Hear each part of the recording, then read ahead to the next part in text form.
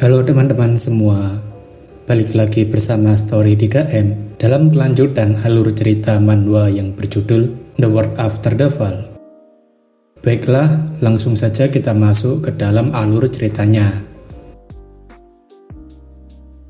Jaehwan akhirnya memutuskan untuk mengajari runa teknik atau skill tusukan miliknya.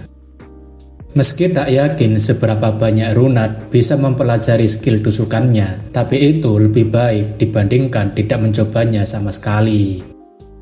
Meski kelihatan sederhana karena ia harus terus menusuk, namun waktu untuk menguasai gerakan tusukan itu jauh dari kata sederhana. Ketika step dimulai, setiap tusukannya membutuhkan waktu yang sangat lama untuk bisa berkembang. Step sendiri adalah keterampilan yang hanya bisa diasah melalui waktu yang panjang karena waktu yang dihabiskan untuk menyempurnakan tekniknya.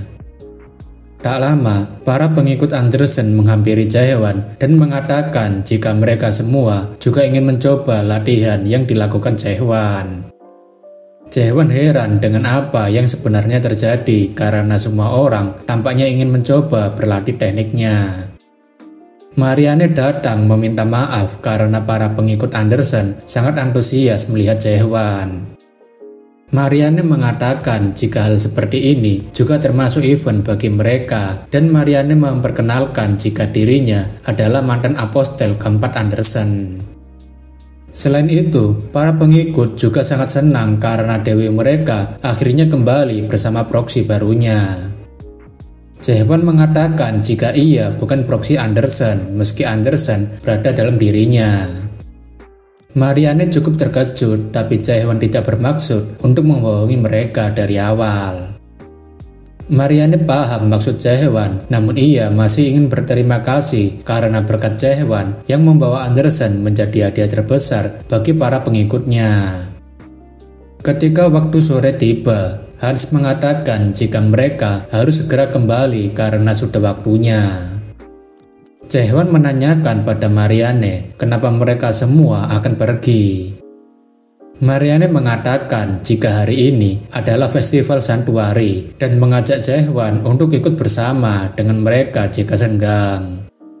Dengan muka datar, Jaehwan mengatakan nggak mau ikutan. Marianne merasa cukup kecewa dan mengatakan jika banyak pengikut Andersen yang berharap Jaehwan untuk ikutan. Runat yang terlihat sudah hampir mati akibat kelelahan juga masih sempat mengatakan jika ia ingin ikut melihatnya. Pikiran Jaehwan sekarang agak terganggu karena ingatan tentang Tower of Nightmare dulu sering kali muncul. Jaehwan rasa jika Yunwan dan Solyul melihat hal ini, mereka akan mengejeknya dengan sebutan Jaehwan yang tidak bisa menolak. Dalam perjalanan, Jaehwan mengatakan jika dunia ini sangat unik dan Marianne mengiyakan. Terlebih, Dewi Andersen menurutnya adalah dewa yang unik karena memiliki aspek-aspek kemanusiaan. Bahkan, Andersen sering menyebut dewa lainnya sebagai teman dan pencipta dunia ini adalah salah satu dari teman-temannya itu. Jaehwan menanyakan apakah Marianne akan kembali jadi pengikut Andersen mengingat dewinya telah kembali. Marianne mengatakan jika ia ingin kembali, namun sayangnya ia kini sudah dalam keadaan tidak bisa menjadi pengikut dewa manapun. Dalam perjalanan ke Santuari, kita diperkenalkan pada 4 dewa yang bersama-sama melalui revolusi 500 tahun lalu, mulai dari God of Justice bernama Justus, God of Yesteryears bernama Ardeina, dan Dewa Proxy bernama Ethan. Justus dan Ardeina memiliki seorang proxy, namun hanya Ethan sendirilah yang tidak memiliki proxy dan membuat Jaehwan penasaran. Runat sendiri tak menyangka jika dewinya adalah dewi yang luar biasa, tapi sepertinya Jaehwan tidak yakin.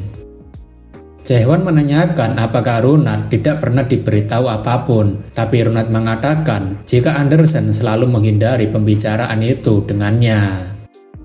Dalam santuari, para pengikut Andersen terlihat setengah telanjang sedang berdoa. Runat kagum karena santuari milik Andersen, sebagian pengikutnya juga setengah telanjang dan Jaehwan sepakat untuk berpakaian sesuai dengan tempatnya. Runat setuju dengan hal itu dan mereka memutuskan untuk melepaskan battle suit milik mereka. Jaehwan menanyakan pada Hans di mana ia harus duduk dan Hans mengatakan untuk duduk di sebelahnya. Namun, Hans sangat terkejut ketika melihat ke arah Jaehwan dan Runat yang ternyata sepenuhnya telanjang. Hans memberitahu agar Jaehwan tidak melakukan hal seperti itu, tapi menurut Jaehwan tidak ada yang salah. Hans tak paham maksudnya, tapi Jaehwan yakin jika dunia Andersen harusnya telanjang. Hans paham maksudnya, tapi ia menjelaskan jika yang terpenting itu memiliki hati telanjang dan bersih, bukan berarti secara harfiah harus benar-benar telanjang. Mengetahui jika ia selama ini telah dibodohi, membuat Jaehwan ingin segera membunuh Andersen saja. Runat menceritakan jika ia sudah lama sekali tidak masuk ke Shantawari sejak masuk ke Abyss. Runat menceritakan jika di tempatnya dulu hanya para bangsawan yang bisa masuk, tapi ia suka ketika di Abyss ia dapat memilih dewa masing-masing.